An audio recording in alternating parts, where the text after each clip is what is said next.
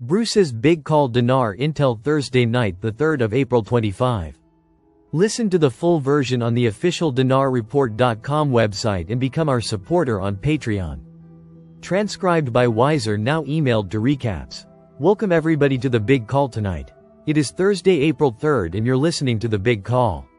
Thanks for tuning in, everybody out there in Big Call universe. Thank you for being faithful to listen to the big call for all these 13 plus yes into our 14th year. We're going to have a good call tonight. I'm excited. I hope you are. And I'm looking forward to bringing out some news. Let's get into some intel. Alright.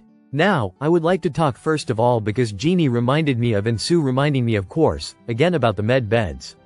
So here's what is new about the med beds. Since Tuesday, we have 18,000 med bed centers in the United States. Each center has 2 med beds in it, so 18 times 2, that's 36,000 med beds in 18,000 centers across the country. Well, that sounds like a lot.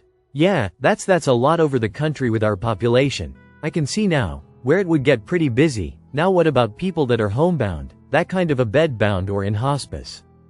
Or situations like that? Guess what, they have come up. It started 6 months ago.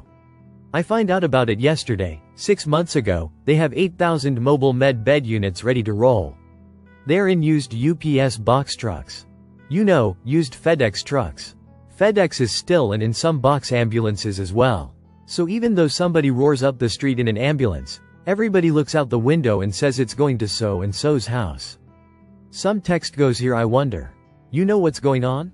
Well, that's why the UPS and FedEx, addition to ambulances, it's everybody used to see in FedEx and UPS trucks. So it's not going to be anything that seems out of the ordinary.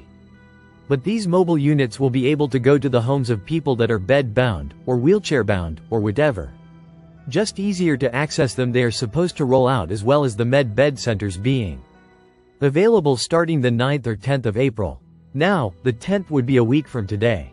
9th would be the day before, which would be Wednesday. So that's terrific news that we didn't know until today. Med bed mobile units and med beds available starting the 9th or 10th of April. So that's really the med bed news I had to bring. So where are we? Intel has been a little bit fractured, a little bit unable to assimilate quite everything into a perfect puzzle, but every day, I've been getting a puzzle piece that's coming in and allowing this picture to be completed. And I'm just going to not go back a full week or a couple of days, but just say, today, the algorithms for the 800 numbers have been loaded. The emails addresses with the toll-free numbers are loaded. But there was an issue today with funds that were sent from HSBC. These were bond funds, sent from HSBC to Wells Fargo. And there was a snafu problem. It got solved and it got rectified sometime this afternoon, and I am supposed to receive the 800 number anytime now. In fact, it looked like I was going to have it for tonight's call. It looks like I didn't get it by tonight, so I was hoping to be able to put it out tonight on the call. That's how close we are. Now is it going to be tomorrow? I don't know. I would say it should be based on what I heard following, but we will have to see. Now I'm going to tell you guys we're very close on that. I did hear something I'm not quite 100% comfortable with, which is interesting, and I think I should tell you guys. Alright. Let's say we put the 800 number out on the website, right? BigCallUniverse.com. And if Bob gets Raleigh to send out an email blast to the people that want the toll-free number sent through their email, we do that assuming that we're allowed to. We believe we will. And you're going to be getting emails from Wells Fargo servers. They know who the currency holders are. They know who the ZIM holders are, etc. So they're going to be sending those out. And let's say we get them. In fact, let's even say we get them tomorrow, maybe noon, maybe 4 o'clock, whenever we get them, and we call to set our appointments. Now what I'm understanding is that we'll set the appointments, but we'll call it in to set the appointment. We'll go all the way to the redemption center. They'll talk to us, and then they will notify us, and I'm going to say 3 days or so as to when our actual appointment will be, the daytime of daytime and day. Now what's strange about that is if the numbers came out in the morning and we called, we thought we'd go in immediately, right then. Boom, even tomorrow afternoon or Saturday, right? But the information I'm getting is saying that there's a slight wait where they're going to call us to let us know when the appointment actually will be.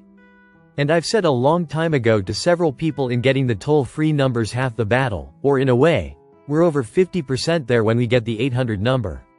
But why would they wait a few days to let us know exactly when our appointment would be? Why? And I think they figured it out yesterday. I think what they're doing is they're just going to vet us as KYC, know your customer type rules, to make sure that the deep state is not getting in. They're not going to get in for this exchange. The other reason is, remember, well, there were a number, and I think the number was about 26,000 bonds that were bogus, whatever you want to call them. They could not match them up to owners or powers of attorney representatives of the bonds, and they just literally, or they were bogus. Well, it took a while. They took about 2 days go through all those, and they found out who the people were that put those bonds out, and they were bogus, and picked them up. The rest of them already. Well, that was a slight delay. That was a day and a half delay. So there are these little things, and we're at a very, very high security level. DEFCON 1 is the highest level of readiness for our military. And there have been meetings going on with more ad meetings going on with the Treasury, military, all of this stuff as they're going through and running algorithms and running programs to see that we're good to go. And like I said, we were just about there before the call to where I kind of thought I'd like to get the number tonight. So that being said, we're that close, and we need to keep pushing forward and for the 800 numbers to come. And then the next best thing to put it out tonight is going to be getting up with Bob and Raleigh and putting it to make sure we have the number correct. And put it out on bigcalluniverse.com website. Now Bob, here's the question. This number is primarily for the United States, and I believe Canada can use it, but it's really not for the rest of the world. Which would include Latin America, which would include Europe, which would include the Far East, Middle East. So now, it's not going to do any good. Now, even with the amount of listeners that we have for Big Call Universe, Bob, can our servers withstand people going to our site to pick up that 800 number? I don't know how much the traffic will be, but I believe it could be substantial. We'll see. But it's a real question, and I hope that you know the number. I'll give it to people that I have contacts for, and Sue can get it out. And we'll get it out, able to do it for the big call like we're talking right now. So let's see what happens tomorrow. Listen, and there might be a way. I'm thinking out loud, there might be a way to do a special call and get it out. Sue, can I ask a question here? Here's what I want to make clear. You said you asked Bob whether so. The whole purpose, first of all, they're going to get an email from Wells Fargo. That's number one. The people that bought the currency, they will get an email. That's their number one thing. So please, don't worry, but I just wanted to let everybody know there is another piece. That President Trump, spoken with the head of the CBI, which is really Bank of Iraq, and that is Iraq, and also Dr. Shabibi, the former director of the CBI. He spoke to both of those gentlemen, have said that this needs to go out, that Iraq needs everything that they need to do, which I understand was already done, but they need to get everything done the 8th of April. I think they had to have that the RV, as we call it, would be on or before the 8th of April, on or before. So I think that is kind of a moot point. I believe they've already got everything that we know of accomplished. They've got lower denominations already in the ATMs and in the shops and so on, and they celebrated. And they just finished up another, Islamic holiday they wrapped up. I believe that was Tuesday that wrapped up. And so I think everything's ready from the perspective that we know of. And then we're hearing from our Iraqi contacts, so we'll see. I think the main thing I wanted to get across, the concept of when you call, set your appointment, the fact that they are looking to call you back with your appointment time and date, maybe for verification. Okay, I call in, you'll go, or gives you another number called a redemption center that's indicated by your zip code, and you get connected to a live person at the redemption center. Ostensibly, this would be a person that would help you for your exchange redemption of ZIM. So that person takes your information down, and from what I understand, they contact you back 2-3 days later, the actual time and date of your exchange. It's like a confirmation of the appointment.